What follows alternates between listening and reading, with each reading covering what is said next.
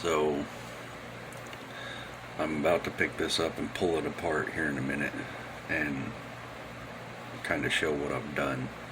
I have added a bar, a couple of different bars underneath to give it kind of a skid and keep it from binding, catching the steering links on this, the steering link that goes across, and catching the, when it bottoms out going over jumps, which I don't know if it'll jump yet or not. When the suspension bottoms out, it would catch the lower part of the suspension link mounts in the center. So I've added some stuff underneath it that connects up here in the triangulated part. There is still a little flex in the front because it's not reverse triangulated. It's just everything's pointed towards the back, kind of like an arrow. These are, let me get something to point with. Oh, that's cool, kind of a pointer. It's an arrow.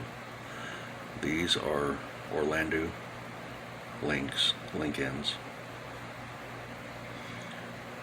and I drilled out the upper hole in the control arm, I guess you would call it. I don't know what this piece is called. This is the spindle, whatever that is. I drilled the hole out and put a Orlando ball screw into it so I can mount the link. I need to flip these around and they'll mount somewhere in this area, so I have to make something for that. These, the lower arms, this piece right here, and everything here is Losi Micro T 136 scale truggy. Let me get the body here. That's the body, Losi Micro T truggy.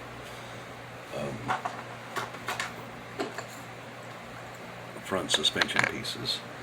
And what I've done, let me get one of the unmodified ones. I have an extra set here.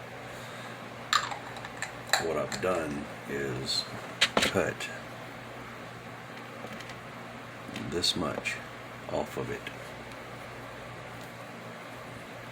This much. Here's what I cut off. I'll lay that right there. And this is what it looked like before I cut it.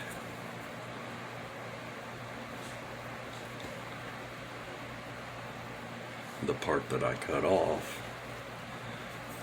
is this piece right here. So that's what this is. I cut it right through here. That gave me these holes right here to use as the mounting points here. And what I've done is thinned this down just a little on both. I'm off camera.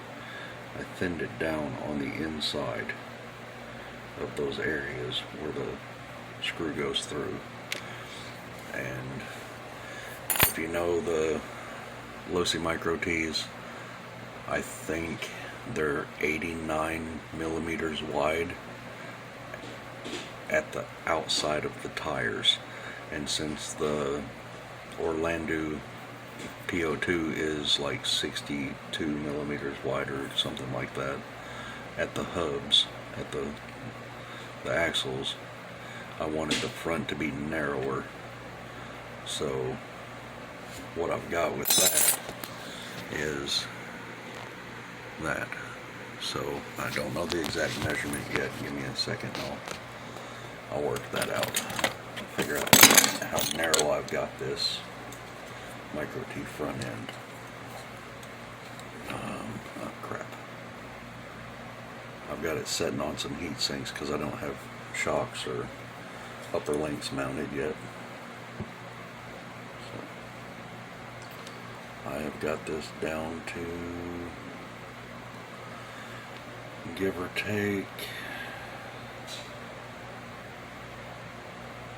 that looks like 68 millimeters, I guess, at the outside of the nuts. So the rear is, we're going to go outside of tire to outside of tire. 76 millimeters. So 76 millimeters on the rear versus, we'll do this again, close enough, 68. So quite a bit wider in the rear. I could have left it a little wider in the front. I just didn't like the look of it. And what I'm doing, what I have to do now is the upper link mount is going to be in the middle here. I have to play around with it for a while, cycling the suspension up and down and trying different mounting points for the upper link. And this is all got to be done before I figure out where the shock mount's going to be. And that's going to be a conundrum on itself, because I honestly don't know where I'm going to mount the shocks. I don't know where that's even going to be possible.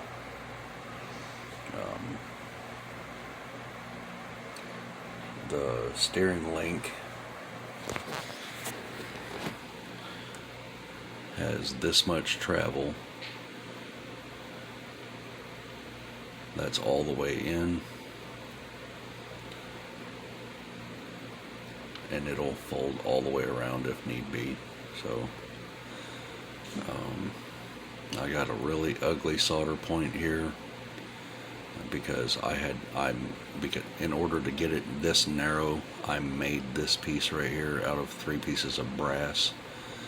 I'll flip it over here in a minute. Like I said, I just wanted to show this, and for impact's sake, when it travels up, the tire will travel backwards.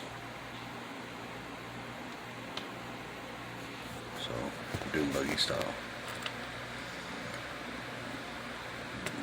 That angle is for a reason. So, in there you can see the focus brass. And I said it's 3 pieces, it's actually 5, because the screw that goes through the lower control arm, I had to sleeve inside the sleeve. The outer piece is this size of the tubing. I just used some flat sheet to make the piece that connects everything together, but there's this size with, where is it? A little pile of brass here, different sizes, different pieces. This fits inside it, and I had to drill this out, which was a pain in the ass to make it perfect, and then press fit it in to this so the screw would be snug in this piece, which is in there. So it's technically 5 pieces of brass.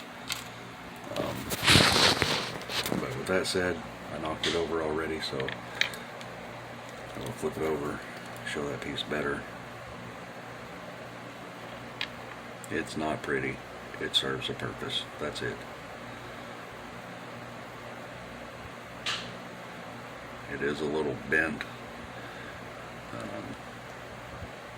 I had to rebend these and angle them up more. I might have to cut the top off here and completely redesign that. Here's the full compressed. You can see this piece I added underneath here It's just an arrow shape, basically, triangle. And the purpose of that is for when it bottoms out, and I will show it fully bottomed out. This is fully bottomed out. The front is sitting all the way down. The back won't touch all the way. There is a gap in the back. Actually, there's a gap all the way up, but that's fully compressed down. The very front, right here where that suspension link is, that brass piece, that's sitting on my desk. Everywhere else, it's not touching. It's the frame right here is touching the upper link. So at full compression in the back, it'll drop down and hit that bar, and that'll kind of be like a bump snub, I guess. I don't know what you call bump stop. The back came out so awesome. I can just remove the whole Orlando system. I used pieces of the PO1 chassis and brazed them in, and then reinforced it with some uprights right here that connect to the top of them right here, and then the lower is connected with 2 staples or paper clips. So it's pretty stiff, even though there's nothing in the back. It's pretty stiff. It's not gonna bend enough that I'm worried about anything breaking under Orlando power. So